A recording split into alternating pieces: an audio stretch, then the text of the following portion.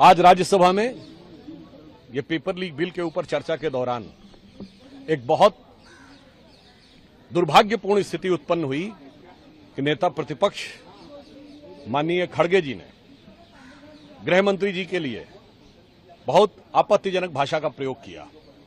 हम सब ने वहां पे पुरजोर विरोध किया और हमारे विरोध के चलते हुए उन्होंने अपनी बात में संशोधन किया, मगर उन्होंने भले ही संशोधन कर दिया हो पर उनकी वास्तविक मानसिकता उजागर हो गई। पहले हमने देखा लोकसभा में नेता प्रतिपक्ष राहुल गांधी जी इस ढंग की अभद्र भाषा प्रयोग करते हैं और आज वैसी ही मिलती जुलती बात राज्यसभा में भी हुई। ये कांग्रेस की क्षुद्र मानसिकता, कांग्रेस की पराजित मानसिकता और फ्रस्ट्रेटेड होने के बाद जिस प्रकार से वो कुंठाग्रस्त हैं प्रधानमंत्री श्री नरेंद्र मोदी जी और गृह मंत्री अमित शाह जी की तरफ से, यह उसका परिचायक है। और हम ये कहना चाहेंगे उनसे कि चुनावी मैदान में होने वाली अपनी शिकस्त का इंतकाम गृह मंत्री जी के विरुद्ध इस ढंग के निंदनीय शब्दों से लेने की कोशिश सफल नहीं होने वाली है। आप निरंतर जनता के द्वारा नकारे जा रहे हैं और उसके बाद आप सोचें कि इस ढंग की आपत्तिजनक भाषा का प्रयोग करके आपको कोई सफलता मिलेगी, तो मैं कह सकता हूं कि अभी तो आप सरकार से उतरे हैं, इस तरह की भाषा के द्वारा आप जनता की नजरों से भी उतर गए। Thank you sir. Paper leak के विषय को लेकर माननीय प्रधानमंत्री जी ने एक हाई पावर टास्क फोर्स का गठन किया। मुझे समझ में नहीं आता है कि कांग्रेस नेताओं की मानसिकता क्या है कि उसमें इतने विद्वान, लब्ध प्रतिष्ठित और उच्च कोटि के लोगों के होने के बावजूद वो बिना कारणवश गोमूत्र का विषय लेके आ गए। उसका क्या संबंध है इन चीजों से?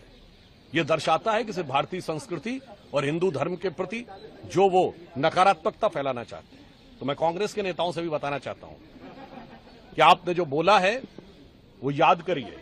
गोमूत्र का anti bacterial, anti fungal, medicinal patent US में है and the patent number is 6410059 और बायो एनहांसर के रूप में गोमूत्र का पेटेंट यूएस में है and the patent number is 6896907। और मैं कांग्रेस को याद दिलाना चाहता हूं, ऑस्कर फर्नांडिस जी यही बात राज्यसभा में बोल चुके हैं। अब मैं कहना चाहता हूं, ये लोग जो कहते हैं ना आरएसएस की बात, ये जो विज्ञान में पश्चिम के अंधभक्त होकर ये खड़े थे नेहरू के जमाने से, उसकी वजह से हमारे ज्ञान के कितने स्रोत हमारे हाथ से निकल गए।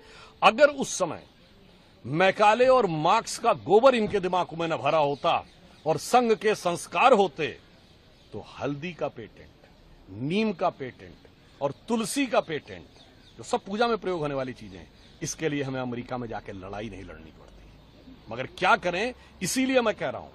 और मैं एक और उदाहरण देना चाहता हूं। 2016 में मेडिसिन का नोबेल प्राइज किसको मिला है? योशिनो ओशुमुरी, एक जापानीज है। उनको किस चीज के लिए मिला? ऑटोफेजी।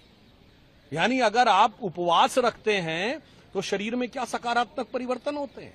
मैं फिर कहना चाहूंगा कि मैकाले और मार्क्स का मल जिनके दिमागों में भरा है, अगर राष्ट्रीय स्वयंसेवक संघ के संस्कार उस समय आ गए होते तो क्या होता?